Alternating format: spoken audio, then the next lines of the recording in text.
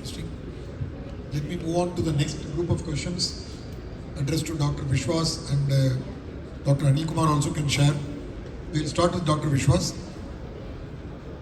Which sector is adopting additive manufacturing fast, and what are the challenges in this particular sector?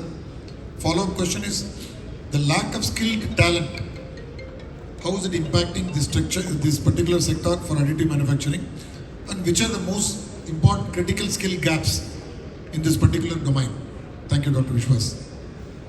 And followed by Dr. Anil Kumar also can add a value to that. Now, if you actually look, first of all, again, thank you very much, AMTECH, for giving me the opportunity, and Chandra sir for asking me to be here. Coming to this question very straight. So, I think if you look at globally, the top 3 sectors which have been doing extremely well from an adoption of additive manufacturing have been space tech, which probably includes aviation and space tech, defense and medtech. So these are the top 3 industries if you look at it. And on a comparative scale, the third is medical, medtech. So these are the globally. This eats away at least about 38 to 45% of the overall market consumption of equipment, utilization of metal point of view. Metal printing perspective. So this is how it has been. India has been a little laggard in adopting from this technology, of course, barring ISRO themselves and a few suppliers to them. Now we see a lot of growth opportunity because of the startup culture here, and we have a lot of space startups. We have Skyroot and many others here who have been adopting metal printing here in India, and that is growing at a very fast rate. So that is surely something that has come up just recently and which is likely to grow going up. And medical is also catching up here in India in terms of the adoption of the technology. Now, coming to the skill gap, if you actually ask, which probably is slowing us down, which probably has a little bit of a relevance to the other question also is, when we look at skilling up people, we've always believed it's at the younger crowd, at the ones who are just graduating or skilling up the younger ones. But I somehow believe it has to start from top. The perspective has to change from top. Unless the top management believes, the seniors, the owners believe that this is a technology for the future, it will not happen. Normally, any change to happen, we've seen it has to be driven by 2 aspects, either fear or choice. We're all very comfortable in our own way of doing things. So either, like the automotive market has been threatened by the EV and there's no choice but to adopt, there's a fear that is coming not by any one of us, but the technology itself ends up showing signs of disruption, and there's a push to adopt a technology faster, which pushes the seniors, the people at the top, than the top floor to shop floor. If it starts from there, the skilling up also, it cannot be just a thought by the top floor.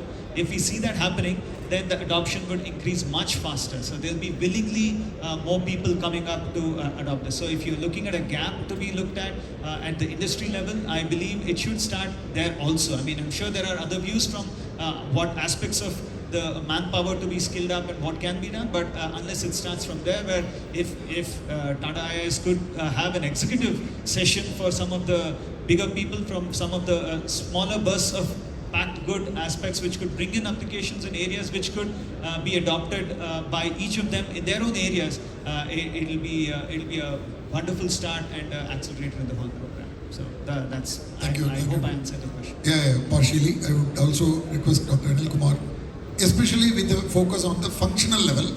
On the managerial hierarchy, I agree with Dr. Vishwas that top down is very, very important. That is, how are the equipment OEMs? I know that both of you are into building equipments, right, for the training of additive manufacturing. Maybe polymer, maybe metal, yeah, maybe Mr. Vitiraj can talk about the experience on the polymer, and Mr. Vishwas can talk about the experience on metal. How is this happening today, and how fast this can evolve into not just a business, but supporting the ecosystem of training, not only for freshers, but again I come back to captive upskilling of the employees in the organizations, which are now moving on from existing manufacturing technologies to emerging technology like AM. Both of you, thank you. I think as OEMs, one of the biggest advantage we have is we have the right connect to the end users. So the learning happens the maximum with us. So One key point, as I totally agree with Dr. Anil, is the only way to go forward for any country to survive and grow is collaboration. There's nothing that can happen in isolation. So we could be that right bridge between the end users, where we see a lot of practical cases. One of the key things that we keep getting asked is, where are your production applications? Where do you see this becoming mainstream? Because that's the real $1 million question that everyone wants to know. Is it still going to be a prototype, or is it going to ever come into the mainstream? So we are seeing, as we speak, we have at least a couple of dozens of practical cases where it's become mainstream. It's come into the main limelight of becoming almost a full production technology without having to name, because we have disclosure agreements, but starting space tech itself and many others where this has become very mainstream. So we could be playing a very active role of bridging, getting from an unknown awareness situation to what is happening at the industry level. So as OEMs, we could bring in that as a perspective.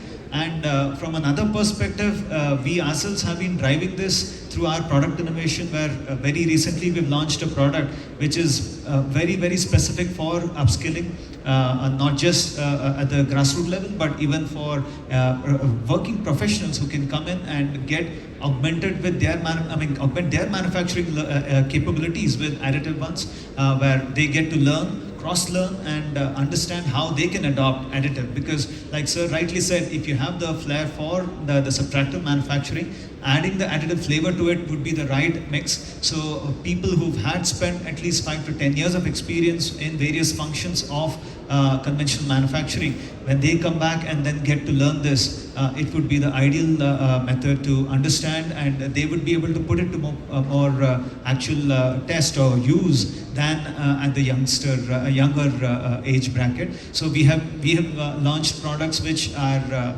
very affordable, very accessible to skill building platforms, to trainers, to education institutions, which could become the gateway to more people getting access to this technology, which otherwise has been predominantly a classroom-based or a slide-based or some video-based ones.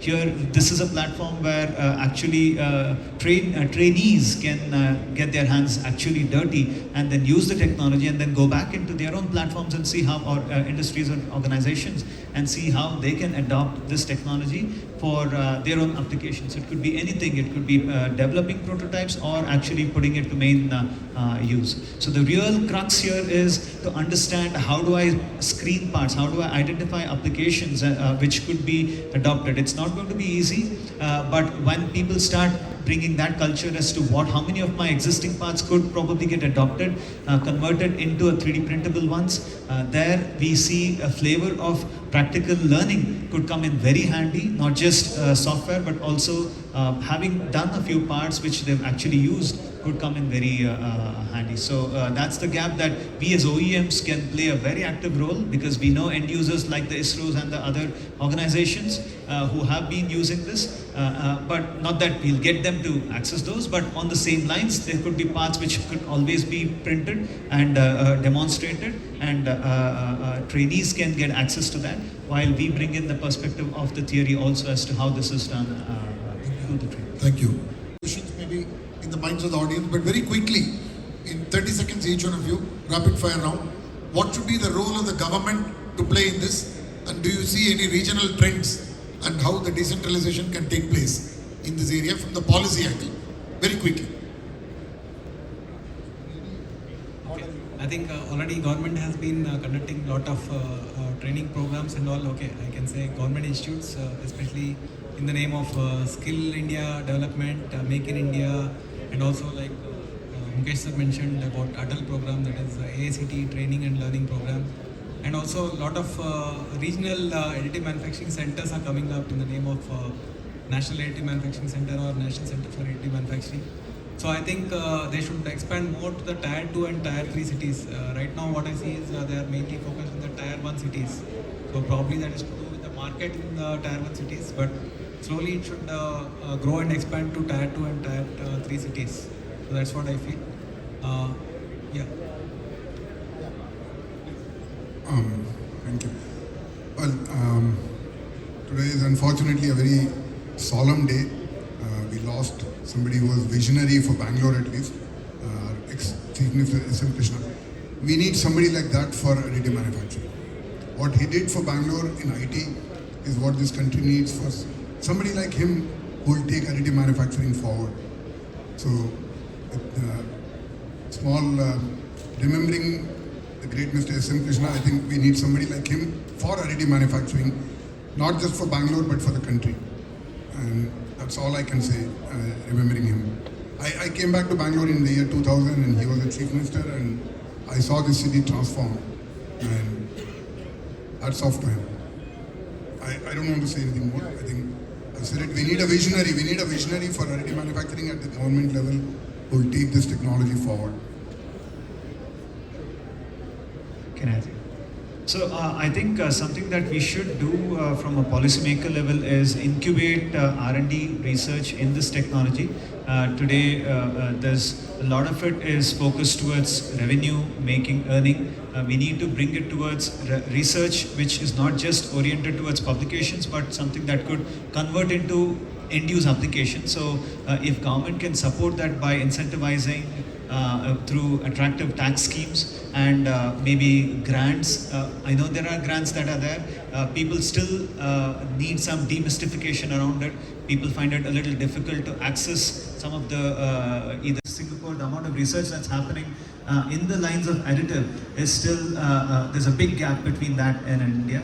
And one thing that can be done is incentivizing through tax schemes and other grants that could come to institutes like IIS and others, which will attract not only students but also you can afford equipment and access many more other aspects which could come in handy for users. So from that perspective, I believe there's still some work to be done.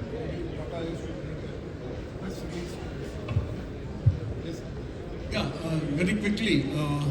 There are a lot of government schemes around the skill development, both at the state level as well as the government level. Many of the small scale setups, they are not fully aware of it, the startup companies and other things, especially on the skill development area. There is also a lot of bureaucracy around these things to leverage the schemes which are there across. There's the skill ministry itself. It could be also from the Minister of Heavy Industries or from the DSTs. So they need to streamline, and that is where I feel this initiative what Tata IS is doing is great, because it comes from the Tata Foundation. They are known for speedy implementation of the things, and it could reach the larger people who needs these skill development and which can create some job opportunities. It was told that yes, Tier 2, Tier 3 cities should be the target.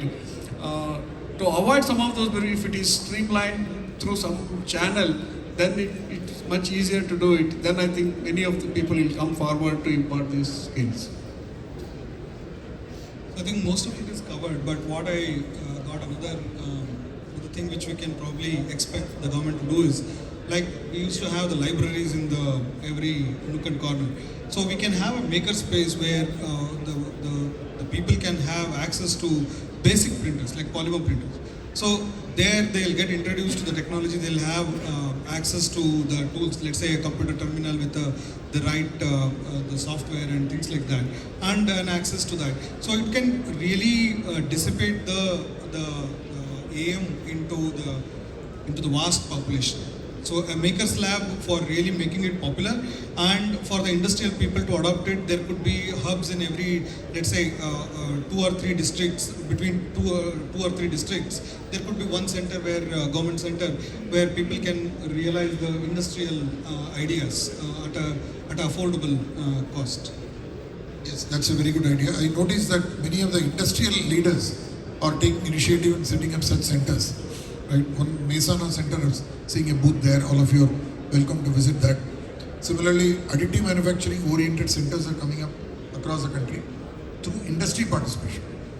So, a couple of questions from the audience we would like to take, preferably a faculty or a trainer or a student perspective or an industry perspective, before we call it a day or close this session.